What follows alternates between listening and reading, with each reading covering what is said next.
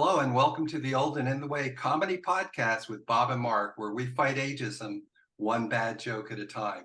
Reluctantly, we had to learn the hard way that denial and repression oftentimes are not enough to hold back the tides of reality before we get our tickets punched. So our mission is clear and compelling. We will pull the veil back on aging, reveal much of what's real and absurd with growing old. We're politically incorrect. We're generationally conflicted. And we are Bob and Mark, Old and in the Way. Ladies and gentlemen, our first guest tonight is Monterey Morrissey, and Bob will begin the show. Thank you, Mark. Thanks so much for joining us. I know you two have in your mutual background the Trident in the late 60s, early 70s. I'd like to start by getting you to comment on your memories of the Trident. It seems to me, in retrospect, to be kind of a magic moment in time of scantily clad women and rock stars and Robin Williams. Is it as glorious as it seems to be in retrospect? Well, Robin was, that's for sure. I had met him there as a trainee to be a dishwasher, and he spent one afternoon doing that, and he said, "No way, I got to be on the floor with the people." And so the next day he trained as a busboy and off he went because he needed to be on stage. He really did. And I ran into him on and off after the Trident and through the years. And he just kept blossoming. But you saw the fire in him when he was a kid when he came to the Trident. I mean, he literally was a kid, playing tennis with his mom and going crazy in. Then that makes us kids because Robin Yes, would be 72 as you and I are. that's right. Those were wild and crazy days, no doubt about it. I mean, the Trident was a circus, and one of my favorite memories was there was a woman that waitress there with the biggest natural you ever saw, and they always wore these great long flowing dresses, and her husband. Who was from Gate 5, and he was one of the Red Legs down there, a crazy group of guys and gals. And he had this old turn of the century, meaning 18 to 1900s, steam driven tugboat. And he would come by in the late afternoon to pick her up after her shift. And if it was a nice day, she would punch out and then walk through the restaurant, out of the kitchen, through the restaurant, out onto the packed deck in the afternoon sun. And he would come up alongside and make the turn. And she would, more often than not, just dive into the bay. And then she'd climb on the back of the tug, and of course that natural now was just this long flowing braid that went down the back of her. It was just amazing, and the shock of the tourists that were eating on the deck was just, that was half the fun. It was I can imagine. Mark, do you want to join in with some Trident reminiscence? Well, there's so many of them, yeah. but Monterey, did you know Eric Shigar, who hung out with Robin? They both went to College of Marin and trained under Jim Dunn at College of Marin Acting. Yes, I did. Yes. Eric and Robin were the same size. They were both hairy. They were Yeah. both acting out all the time. And what they would do on hot days was, like this woman, they would walk through the restaurant, climb up onto the deck, and swim out into the bay and just go swimming. Yeah. And I'm trying to think of the restaurant up the street at the time, but there were steps out of the water there, and they would eventually swim over there. And at one point, Eric and Robin were doing something fairly complicated. They were swimming underneath the Golden Gate Bridge, where Hmm. there are multiple currents. And I think what a lot of people didn't realize about Robin was how athletic he was. Yes. One day I was riding my 10 speed up to the top of Mount Tam, and he comes running down it. And when we worked as busboys, it was incredibly demanding physically. And where he shined was he more than carried his weight. He was an Hmm. excellent person to work with. Yes, he was. So in terms again of the Trident, Monterey, you were in Woody Allen's Play It Again, Sam, that was shot at the Trident. Did you get your SAG card out of that? Not at that time. No, it took many more years before that finally happened. That happened later in life. And there was a lot in between the Trident and when I got my SAG card. And it was probably another 40 years between there. But it was an amazing time there. And it was an amazing time getting my SAG card too, because between then I had pretty much taken care of traveling the Canadian area and across the country and down to Central America and all through Mexico and the West Indies and all through all 13 countries in South America before that's where I went right after I left the Trident. So I was still a wild and crazy kid, but I had to shave everything off. Just before I left, I shaved it all off to get my passport picture. And I went into the kitchen and Pierre looks at me and he does a double take. And then he recognized my eyes and my voice and he was lousy groovy. You can't work here like that. And Pierre was this incredible chef in the kitchen who produced yes. incredible food, but he was very demanding. You could not screw up. You literally, he expected perfection all the time. And what it made him interesting was I understand every year he went to Madison Square Garden to judge these martial arts events. And Hmm. he himself, unbeknownst to many of the people at the Trident, was so physically adept and competent. One day I saw him jump up on a counter without touching anything else, and the counter was 3.5 to 4 feet above the floor. And I'm looking at this guy who I thought was in his 50s or 60s and going, how did he even do that? But he was very demanding Hmm. and he ran a strict kitchen and it worked. It is. Wow. Yeah. Uh, to get a little bit back to Play It Again, Sam, Oh, as yeah. not having been in the union at that point, I understand Woody used real employees in the movie, not just actors. Exactly. Monday at the Trident was kind of the housekeeping day. That's when things were a deep cleaning in the kitchen and throughout the restaurant and the bar and the espresso bar and all that. And also they put out the schedules and I was trying to remember the head waitress's name, but I keep forgetting it. But so it was one of those days. I didn't know what was going on. I walked in and there were a lot of trucks that weren't normal produce trucks on the pier there.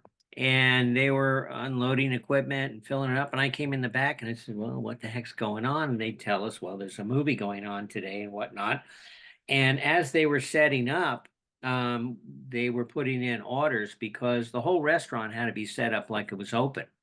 So before all the people, the extras came in and whatnot, and all the background, we had to prepare all the food for the tables, get that out there, get the table set, and they were using everybody, all the employees in the kitchen that day to take care of that.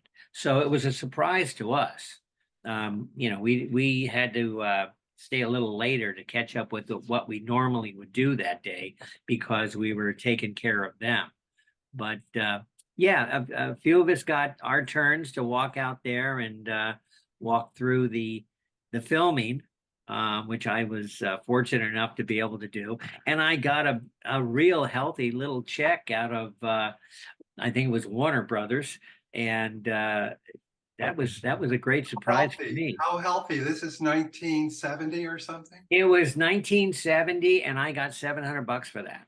Wow. Yeah, that was well over a month's pay. That's a lot of money back then. Oh yeah. What do you think I went to South America for? Would've gotten you into the Fillmore for like 2 months.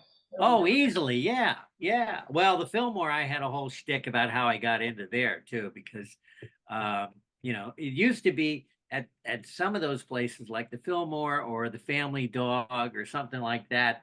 Um, we'd have a guitar case and hang around the back and then just walk in when a group was walking in holding equipment.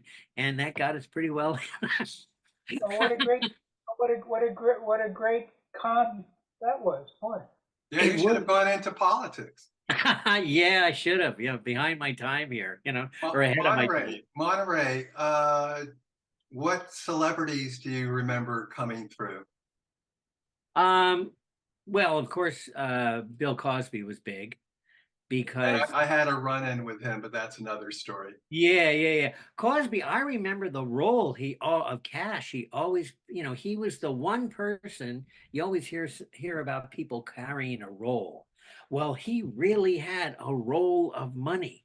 And he would peel that. He loved peeling off money to people. And he took care of the girls very well. And financially. And I was fortunate enough as I worked my way up before I left. I was working the espresso and juice bar. And so he would hang out rather up in that little corner where that was. It was a The great 90s by the fireplace. yeah, and just hang out and hold court. And it was a wonderful time to be there, and then well, with the espresso bar, that's a nice level up there too, because you can kind of look over everything. And the other guys that came in is we had a lot of rock stars that went through there. Name some. And oh well, there was Crosby, Stills, and Nash would come in. Tommy Smothers was in there. Of course, I saw him more on his sailboat, and he loved Mateus. Remember that funny little round bottle that Mateus came in? I haven't seen that stuff in years, but um, the Smothers brothers and oh gosh, was Guido Sarducci around at that time? Don Novello. Yeah, He lived yeah. in San Anselmo. Right. We were both dating the same woman at one time. Oh, And that's I was another more story. interested in meeting him. Yeah, right. But there was a lot of competition then, I'll tell you. And there was, anybody playing in the not only in the music area, but if they were sober enough, they'd make it across the bridge. There was that would be playing like the Purple Onion or something like that. And because Jonathan Winters came through once, and I remember him well because there was a famous story about him at the Balclutha in San Francisco. Sure. And my grandfather was a big Norwegian guy. Um, he retired and got the job as a night watchman on the Balclutha. And he was the guy that went up the rat lines and clocked him and put him over his shoulder and brought him back down because Wow. He's a that's what big guy. he's a very big guy. But my grandpa, who started out at 13, who went to sea in Norway on a whaler as a cabin boy, and once he hit San Francisco, he went finally to the Alaskan Packers. And once he hit San Francisco, he jumped off and never went back to sea. So he was still a big man, though, and big enough to go up there and throw Jonathan Winters over his shoulder. But it was a great place. I mean, if anybody was in town, they went to the Trident. Were you there when the Hells Angels had their encounter with a couple of San Francisco 49ers? No, but I sure heard about that one. I was probably the craziest day I was there was the day the Spike Africa, who had one of the last working whalers on the West Coast. Still had the harpoon on the bow. It was an old Navy minesweeper, and they were moored off of the Trident for a while, and that's when the Trident got robbed, and they had pointed the finger at the guys on that boat. And they said, it was probably them. They're always looking at us and whatnot, and they're right there. And they were so upset about that. That was also the time of the longshoremen strike in Hawaii. And Hawaii was out of toilet paper completely. And all the hotels were going crazy. They were going to sell anybody that could get over there with a roll of toilet paper, they'd pay $1 a roll. So they filled every nook and cranny of that ship up with toilet paper, and they were about to leave for Hawaii. And so their goodbye to the Trident was they headed out towards Angel Island, came about, and steamed towards the Trident on a beautiful, no wind, glassy bay weekend afternoon, probably about 4:30 or so. I could just feel what the deck was like on those days. And people started to notice that this ship or this was coming straight at them, and they blow on the horn a couple of times, and he throws it into reverse and fires the cannon, which was loaded with toilet paper. And it came right at the Trident, went over the top and landed in the bridgeway. But as it was doing, it was streaming toilet paper. And everybody was shocked. And he, as he threw it in reverse, he also hit the wheel, hit the other prop forward, spun around, and head out the gate to Hawaii, never to be seen again because he sold the boat over there. But that was pretty thrilling. That was pretty Toilet papered from the bay. That's right. Yeah, out of a cannon. Yes, shot from guns. Guys, speaking of music stars, I always associate the Trident ownership or with the Kingston Trio. Right. Were the Kingston Trio around? I never saw them. I don't know that I don't recall hearing of them being there while I was there, but it was well known at that time still, because they were still in everybody's memory. But other than the fact, somewhere in and around the mid 70s, somebody came up to me and said, there are these guys in the bathroom doing cocaine. You need to get the manager and tell him and get these people out of here. So I go in the bathroom, and guess who it is? Is it one of them? Bob Shane and the other two members of the Kingston Trio. Really? They're getting high before they come in the restaurant. And I walk back out, and the person says, well, what are you going to do? And I said, nothing. They're my boss. Yeah. So welcome to the Trident. Yes, exactly. Anything else we can get for you? Yeah. Wow. Okay, so moving on from the Trident stories. And I apologize to the Kingston Trio. I might have to edit that out. Oh yeah, right. No, that's the good part. Well, I have some more juicy crap, but I should refrain. Yeah. But by the way, you mentioned the Redlegs, and Joe Tate is still playing every Monday night at the Sausalito Cruising Club. Oh my gosh. They do an open mic. So anyway, from the Trident, you went and traveled around, and then went to the Cliff House, which is now changing hands again. Yeah. So sort of update us how you got from all of that into finally getting your SAG card. Well, that after I left the Trident, then I toured, and then I went to came back in '73 and opened up the Cliff House with a couple of old family friends that I grew up with, and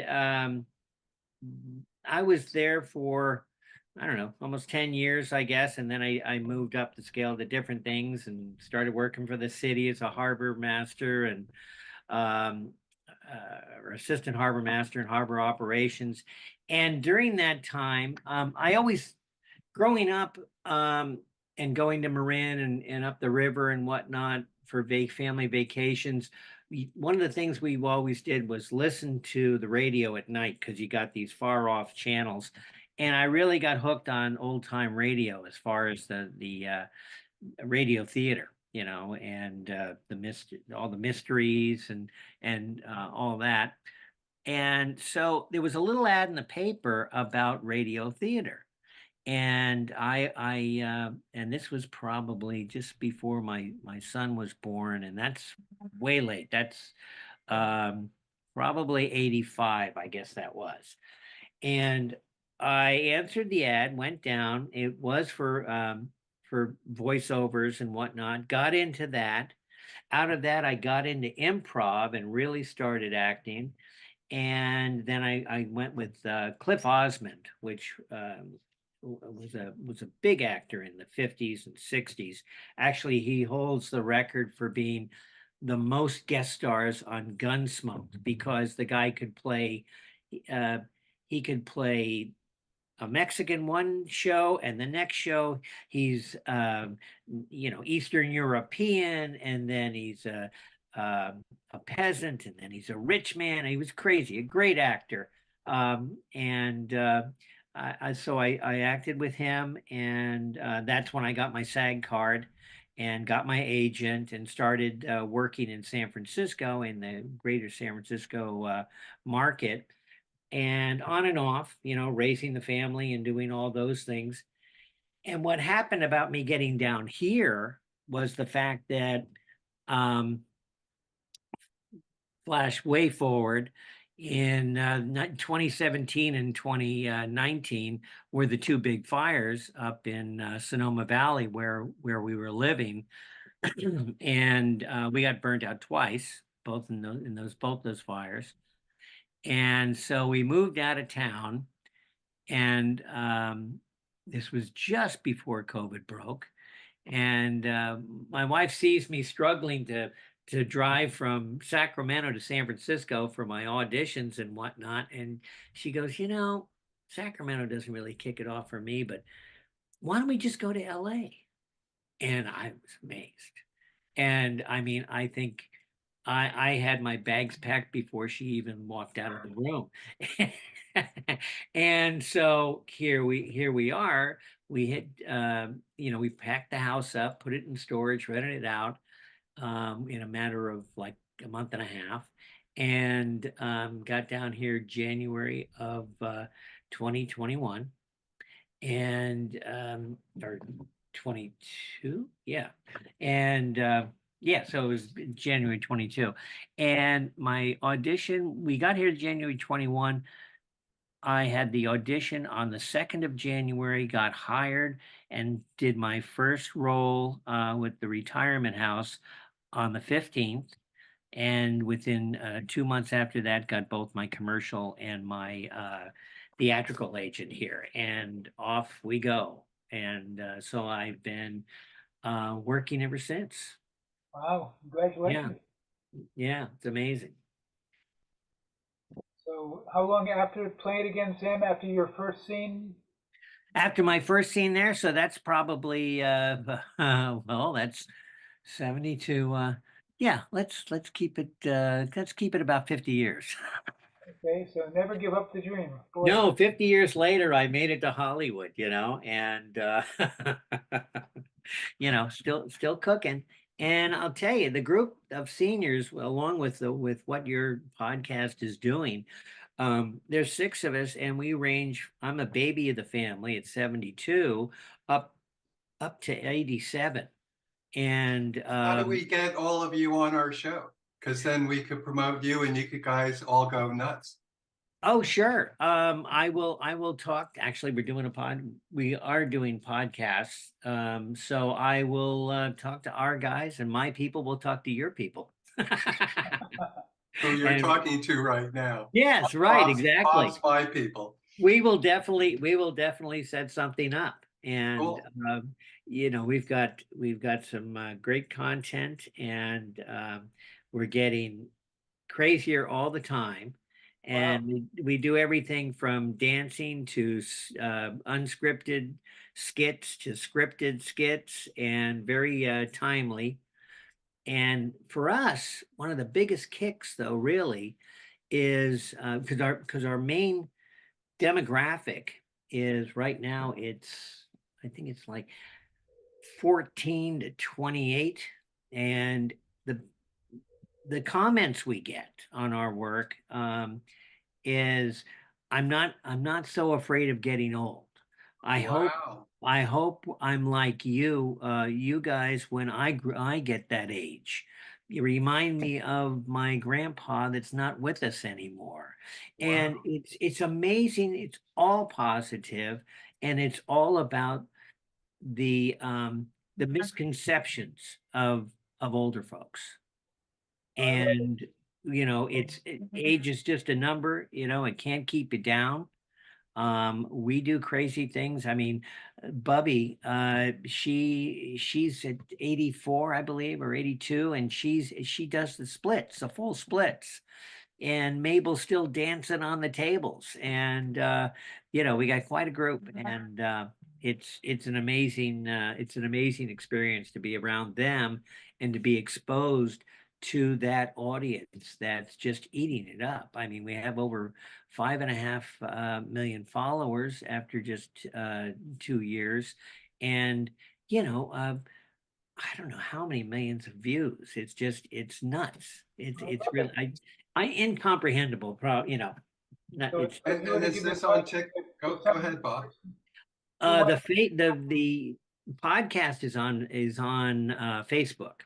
to, And yeah, and YouTube actually is where it starts, and then it's also on Facebook.